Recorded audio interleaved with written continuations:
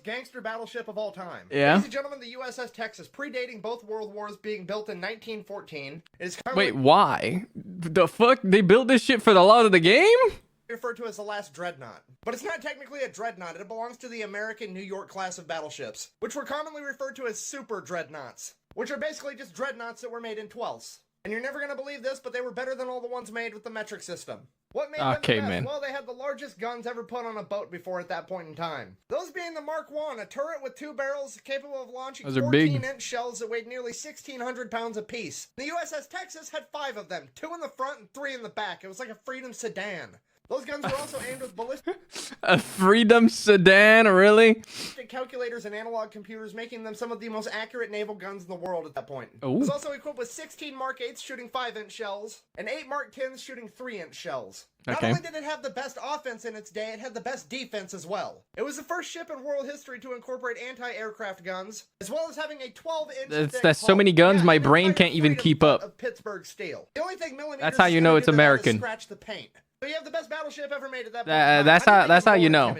That's easy. You haven't been the first American ship to ever incorporate Marines in My its brain crew. is fucked, man. Say that again, but slower. They let the fucking water grunts drive the biggest aquatic gun ever made. At that point in history, anyways. So World War I rolls around, and needless to say, nobody wanted to be the first to get hit with the Freedom sedan. And for that reason, the USS Texas saw almost no combat in World War I. But its actions in World War II is what made it a naval Battle legend. of the Bulge in the sidebar? What the fuck? Yeah, I'm not even gonna ask questions about that one. It was the most dangerous battleship in the world, with bigger, newer, faster, fancier ships like the German Bismarck, the Japanese Yamato, and the Iowa-class battleships. But its crew did have 30 years of experience, and as the old adage goes, youth and exuberance is no match for old age and treachery. Which is something that the USS Texas lived up to because it is the only U.S. battleship to engage the enemy in all 5 theaters of World War II.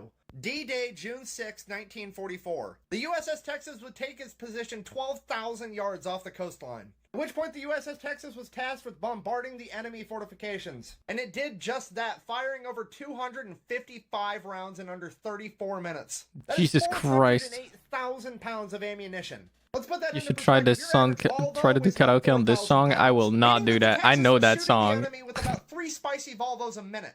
You're not doing this, Borbin. I'm trying to tell you that the Grim Yeater over here bitch slapped the enemy's coastline with an entire car dealership in the amount of time it takes you to watch a TV show. The Grim Yeater would continue less than that, spicy technically, Volvos to the enemy until June 11th, when it ran out of ammo. Would then sail to the rear detachment off the coast of France to pick up more ammunition, and then sail back to continue engaging the enemy. By the time it had returned to the beach at Normandy, the Allied troops had driven the enemy so far back that its guns could no longer reach. So it advanced from 12,000 yards to 3,000 yards, the closest they could possibly get without beaching the ship. It is at that point in time the USS Texas said, "Hold my beer," and flooded all of its blister tanks on the starboard side, tilting the entire boat, changing the angle of the guns, allowing them to reach further. Yeah, that's what I was gonna say. They did that to reach. That's crazy. Gangster leaned a 32,000-ton warship so they could continue to engage the enemy. Borbin, This might be the most grunt-horrific moment in world history. Can you imagine playing the board game Battleship and whoever you're playing says, "I've sunk my own battleship, prepare to die," and then you get hit with a fucking car? Look, I know I talk about this a lot, but this is a great example of the type of shit that goes on when you hit the dock or the officer. It's not necessarily a war crime, but Geneva didn't necessarily know that shit was even a fucking option. Yeah. The USS Texas would then go on to engage it doesn't the feel Japanese right. Empire at Okinawa and Iwo Jima.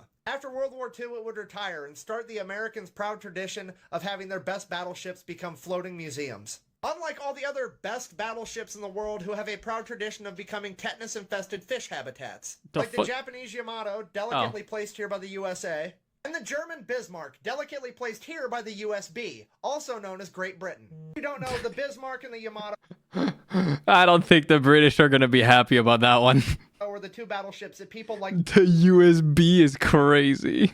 ...to argue are better than the Iowa-class battleships. Given the fact that all the Iowa-class battleships are floating museums that you can see anytime you'd like, and you need scuba gear to see these, it raises the question, what are they better at besides being shitty submarines? Information on the most gangster battle... USS Texas doing that shore bombardment has done permanent damage on the US Navy development that has cost billions. Wait, what? Battleship of all time, you can go to battleshiptexas.org. You can donate, buy memorabilia, or even buy a piece of the ship itself to help preserve this naval legend. Wait, would that really help if they're selling a piece of the ship? Isn't that just like slowly taking it apart? I don't know.